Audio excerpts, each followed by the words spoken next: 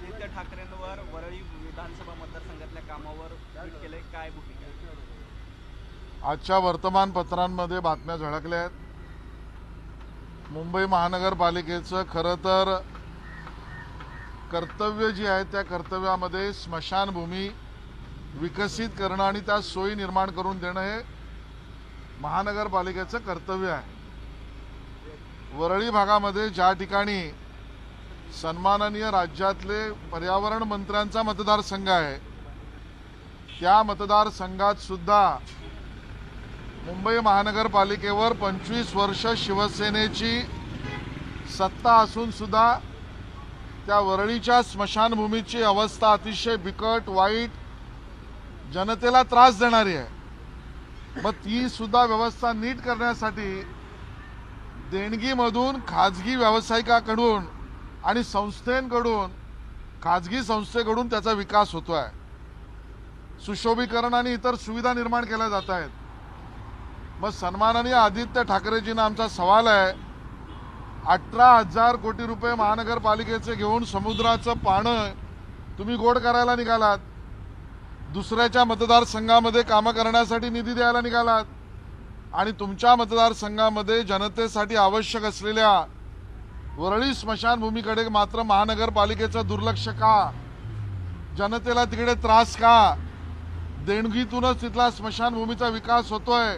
मग महानगरपालिकेचे पैसे कुठल्या कंत्राटदाराला द्यायला निघालात का? आणि म्हणून स्वतःच्या ताटाखाली अंधार ही त्यांची अवस्था आहे. हिंदुत्ववादी नेमकं कोण, यावरून घमासान सुरू आहे. ज्या पद्धतीने संजय राऊत असं म्हणतात की विलेपार्ल्यात आम्ही पहिली निवडणूक हिंदुत्ववादी म्हणून लढली होती आणि भाजपचं हे नवहिंदुत्व आहे. खऱ्या अर्थाने बाळासाहेबांची शिवसेना वेगळी आणि उद्धवजींची शिवसेना वेगळी पडली आहे की काय, असाच प्रश्न निर्माण होतो. वंदनीय बाळासाहेब ठाकरेजींच्या शिवसेनेबरोबर भारतीय जनता पक्षाची युती ही ज्वाजल्य हिंदुत्वाची सुवर्ण फुले होती. पण उद्धव ठाकरेजींच्या शिवसेनेला आता ती ज्वाजल्य हिंदुत्वाची फुले आता निर्माल्य वाटावे लागलेली आहे.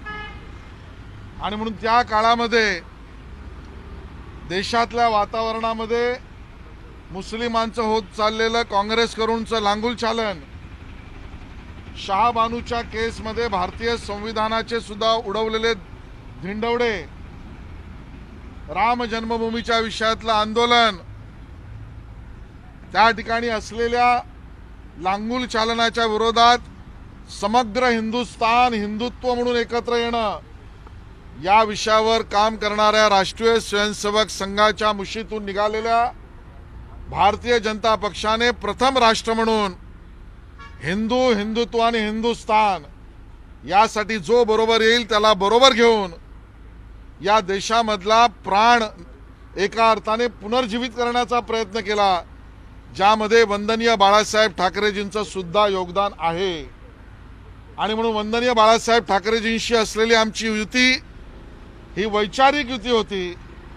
आता उद्धवजीच्या शिवसेनेला त्या युतीमध्ये 25 वर्ष आम्ही सडलो असं वाटायला लागलं आणि म्हणून ती निर्माल्य झालेली आहेत. उद्धवजींच्या शिवसेनेला स्वार्थ, स्वपद एवढाचाच विचार राहिला आणि वंदनीय बाळासाहेब ठाकरेजींच्या शिवसेनेबरोबर जी आम्ही युती केली त्यातनं महाराष्ट्रात नवचैतन्य निर्माण केलं, देशातल्या हिंदुत्वाला मदत सुद्धा झाली.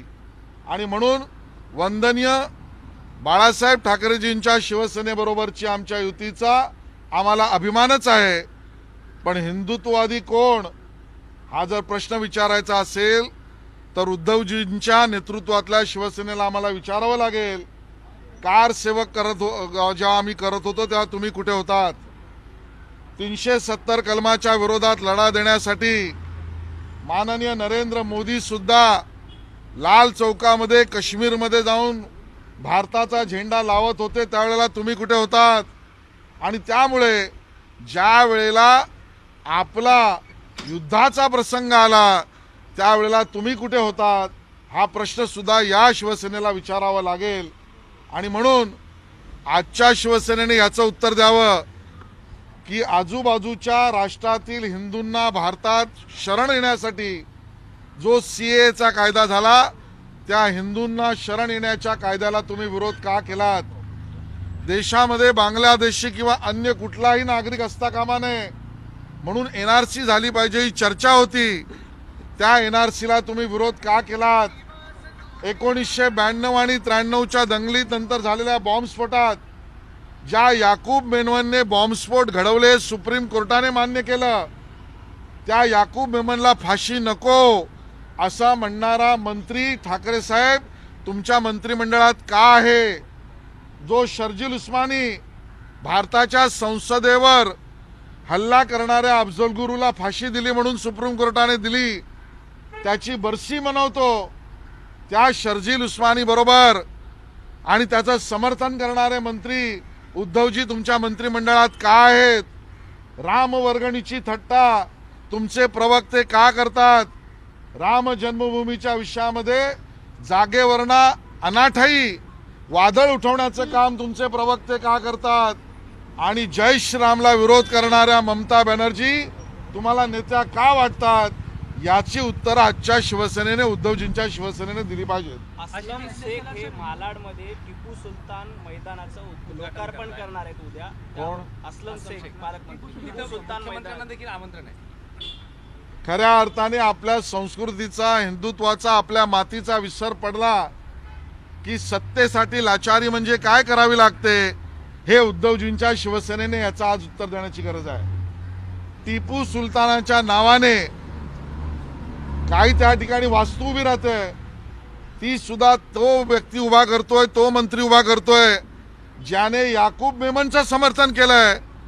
तो पालकमंत्री आहे, तुमच्या मंत्रिमंडळातला मंत्री आहे. मग आता संजय राऊत साहेब तुमची बोबडी का वळली? आता भूमिका घ्या, जरा फ्रेम मध्ये येऊन घ्या. फक्त काल टिपू सुलतान को लेके प्रमोद महाजन संदर्भात एक ट्विट केलं होतं आणि त्यामुळे प्रमोद महाजनांचा अपमान होताना दिसतो आणि स्वतः खासदार यांनी सुद्धा त्याच्यावर मोठ्या शब्दात टीका. कार्टून जुना आहे, त्या काळातल्या रेफरन्सवर केलेल्या कार्टूनवर आज मुद्दामून ते प्रसारित करणं यामागे शिवसेनेच्या संजय राऊतांचा हेतू काय? कार्टून हे अभिव्यक्ती स्वातंत्र्याचा भाग आहे, याला आमचा विरोध नाही. पण कार्टूनवरना टीका करायची आणि मग त्याच्यावरना राग आला तर पळून जायचं, हे शिवसेनेचं संजय राऊतांचं कुठलं कर्तृत्व आणि कर्तव्य आहे? आणि कार्टूनवरना समन्यायिक भूमिका घ्यायची असेल तर तुमच्या विषयामध्ये कार्टून जर कोणी सर्क्युलेट करून व्हॉट्सअपवर पुढे पाठवलं तर तो नेव्हीचा माजी अधिकारी असला तरी त्यांचे तुम्ही डोळे फोडणार. आणि दुसऱ्याच्या बाबतीत मात्र तुम्ही ही कार्टून पोस्ट करणार.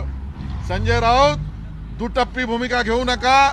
प्रमोद महाजनांच्या पायाजवळ सुद्धा पोचण्याची तुमची अजून तरी योग्यता आली आहे का हा आमचा प्रश्न आहे. सरकारमध्ये काँग्रेसला न्याय मिळत नसल्याचं मंत्री अमित देशमुख यांनी औरंगाबादमध्ये म्हटलंय. संजय राऊत असं म्हणतात की त्यांनीच युती बांधून ठेवली होती आतापर्यंत. जे कार्टून बद्दल बोललं ते संजय राऊतांनी डिलीट देखील केलं, पण ते असं म्हणतात की यांची पुढची पिढी कुठे आहे? महाजन असतील, मुंडे असतील किंवा पर्रिकर असतील. खरंच आहे राऊत साहेब, खऱ्या अर्थाने कधीतरी खुल्या चर्चेला तुम्ही या. आम्हाला कोणाच्या वयावरना किंवा जन्मवर्षावरना त्याच्यावर आलोचना करायची नाही, पण तुम्ही केलीत म्हणून सांगतोय.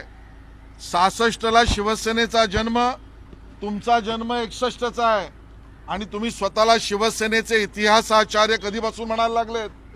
आणि अभ्यास करूनच चर्चा करायची असेल तर या तयार आहोत. हे खरं आहे की प्रमोद महाजन आणि गोपीनाथ मुंडेजी यांनी बाळासाहेब ठाकरेजींबरोबर ही युती टिकवली. शिवसेनेच्या पुढच्या पिढीने स्वार्थासाठी त्यामध्ये मीठ टाकलं. ते नेते कोण हे संजय राऊत तुम्ही सांगा. सरकारमध्ये काँग्रेसला न्याय दिला जात नसल्याचं असं वक्तव्य अमित देशमुखांनी काल औरंगाबादमध्ये केलंय. बघा, हा त्यांचा अंतर्गत मामला आहे. काँग्रेसची मुळातच राज्यात किंमत काय, त्यातही या सरकारमध्ये अवकात काय, या सगळ्या विषयावर मी बोलण्यापेक्षा त्यांचेच नेते आपापसात भांडतायत ते स्पष्ट दिसत आहे. मुंबई के मलाड इलाके में टिपू सुल्तान नाम को लेकर टिपू सुल्तान नाम को लेकर बाळासाहेब थोरात असं म्हणतायत की उद्धव ठाकरे जर दिल्ली काबीज करण्याची भाषा करत असतील तर त्यात गैर काय, प्रत्येकाला आपापला पक्ष वाढवण्याची आहे. म्हणजे काँग्रेस देखील त्यांच्या दिल्ली वारीवर सुखी आणि पाठिंबा देते असं वाटतं. मग हा त्यांचा अंतर्गत प्रश्न आहे. महाराष्ट्रातल्या सत्तेसाठी तू जास्त लाचार की मी जास्त लाचार असा खेळ काँग्रेस आणि शिवसेनेत चालू आहे. आणि म्हणून वंदनीय बाळासाहेब ठाकरेजींच्या जयंतीसाठी या त्या निमित्ताने काँग्रेसच्या कुठल्याही वरिष्ठ नेत्यांनी, सोनियाजी असतील किंवा राहुलजी असतील, यांनी एक ट्विट आणि संवेदना किंवा अभिवादनही केलं नाही. त्या काँग्रेसची सलगी आनंदात करणारे शिवसेनेचे उद्धवजींचे आजचे नेते आहेत. हा लाचारीचा एक प्रकार, आणि त्याच्या पुढे लाचारी तुमच्यापेक्षा मी मोठा आहे असं बाळासाहेब थोरातांचं दुसरं वाक्य. तुम्हाला दिल्ली काबीज करा, काही काबीज करा, माझी खुर्ची मात्र साबूत ठेवा, ही लाचारीचा दुसरा प्रकार आहे. लाचारीचा खेळ त्यांना लखलाभ लागो. अशी जी मुंबई महानगरपालिकेची निवडणूक जवळपास पुढे ढकलण्याची शक्यता दाट निर्माण झाली आहे. दरम्यानच्या काळात प्रशासक सुद्धा नेमला जाऊ शकतो. भाजपची काय भूमिका असेल अशा पद्धतीने जर प्रशासक नेमला गेला? निवडणुका योग्य वेळी झाल्या पाहिजेत. त्या योग्य वेळी होणार नसतील तर त्याचं कारण काय, आणि त्या बाबतीतली स्पष्टता जोपर्यंत जनतेसमोर आणि आमच्यासमोर येणार नाही तोपर्यंत या विषयावर प्रतिक्रिया देण्याची आवश्यकता नाही. पण सर्वसाधारणतः मुंबई महानगरपालिकेच्या निवडणुका वेळेत होणं हे कायद्याला अभिप्रेत आहे. त्यासाठी सर्व पावलं मुंबई महानगरपालिका मुद्दामून उशिरा टाकते का, हा आमच्या मनातला प्रश्न आहे. आजच्या बैठकीमध्ये काही आगामी निवडणुकीच्या दृष्टिकोनातून महत्त्वाच्या जबाबदाऱ्या दिल्या जाणार असं समजतं. तुमच्याकडे सुद्धा निवडणुकीच्या संदर्भात मला याच्याबद्दलची माहीत नाही, पण आम्ही सगळेच मिळून कलेक्टिव्ह लिडरशिपमध्ये या निवडणुका लढू आणि जिंकू सुद्धा. निवडणूक प्रमुख म्हणून असं टीपू काही सुल्तान को लेके मुंबई में एक गार्डन बनाया जाए, उनका नाम पे गार्डन बनाया जा रहा है. कल उसकी ओपनिंग होगी. मुख्यमंत्री तक को आमंत्रित किया. किस तरह से देखते हो? अपने संस्कृति का, अपने इतिहास का, अपने मिट्टी का जब पूरा इतिहास भूलकर सत्ता के लिए शरण जाना, इसका अगर कई चित्र देखना है तो ये महाराष्ट्र विकास आघाड़ी के ठाकरे सरकार के इस कार्यक्रम को देखना चाहिए.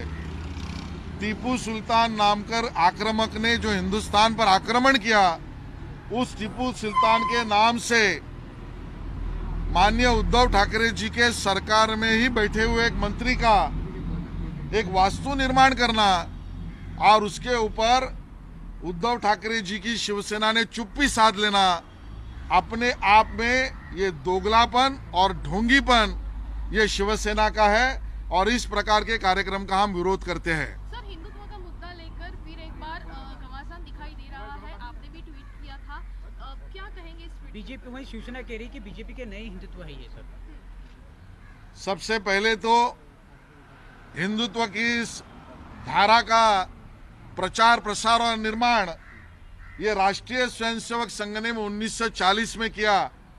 शिवसेना का तभी जन्म भी नहीं हुआ था. देश और दुनिया में हिंदुत्व के नाम से लोगों को इकट्ठा करना और हिंदुस्तान में हर उस व्यक्ति में अपने इतिहास, संस्कृति और संस्कार का परिचय कराने का काम ये राष्ट्रीय स्वयंसेवक संघ और संघ परिवार ने किया हुआ काम है. चलते गाड़ी पर चढ़ने का काम शिवसेना ने जरूर किया होगा, लेकिन वंदनीय बाला साहेब ठाकरे जी की शिवसेना के साथ हमारी वैचारिक अलायंस थी, हिंदुत्व के लिए अलायंस था, और उसके कारण शिवसेना को भी फायदा हुआ और हिंदुत्व का भी उपयोग हुआ है. हम इसको नकारेंगे नहीं. लेकिन वंदनीय बाला साहेब ठाकरे जी की शिवसेना अलग थी और उद्धव ठाकरे जी की शिवसेना स्व का क्या, स्वार्थ का क्या और स्वपद का क्या, उसी के बारे में सोचती है. और इसके लिए विचारधारा से आपकी शिवसेना जो उद्धव जी की है उसका कोई लेना देना नहीं है. और इसके लिए आज के शिवसेना को हमारा सवाल है, जब पड़ोसी देश में रहने वाले भारतीय हिंदू इनको शरण मिले इसके लिए सीए का कानून बनाया, तो उस कानून को आपने विरोध क्यों किया? जब हिंदुस्तान में और राष्ट्र से कोई अगर छुप कर रहता है तो उसके लिए एनआरसी बनना चाहिए. इसकी चर्चा जब हुई तब उस एनआरसी का आज के शिवसेना ने विरोध क्यों किया है? राम वर्गणी के नाम पर मजाकिया और मस्ती करना ये शिवसेना ने क्यों किया? राम जन्मभूमि मंदिर स्थान के निर्माण में मजाकिया बात करना और विरोध करना, ये कौन सी शिवसेना की भूमिका है?